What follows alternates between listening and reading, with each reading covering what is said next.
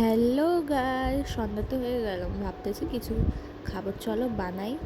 সবার জন্য যেটা বানাবো তার জন্য বয়েল আলু, কাঁচা লঙ্কা আর পেঁয়াজ লাগবে। তো ওটা দিয়ে ভালো করে একটা আলুর স্টাফিং বানিয়ে নিলাম ভরার জন্য। তারপরে ময়দার মধ্যে সামান্য তেল লবণ দিয়ে ভালো করে মেখে নিলাম। আর তোমাদেরকে একটা কথা তো বলতে ভুলেই গেছি, আগে তোমাদের জন্য নতুন নতুন অনেকগুলো ভালো ভালো ভিডিও আসতেছে, তো চ্যানেলটাকে সাবস্ক্রাইব করতে ভুলিও না। তারপরে গোল একটা রুটি টাইপের বেলে ওটাকে কাট করে একটা শেপ দিয়ে দিলাম। আর এই রেসিপিটার নাম হলো পটেটো স্প্রিং রোল। তোমরাও চাইলে ট্রাই করতে পারবো। আর তোমাদের সাথে কথা বলতে বলতে তো আমার এগুলো হয়ে গেল, তো ওটাই ভাজতে চলে গেছিলাম।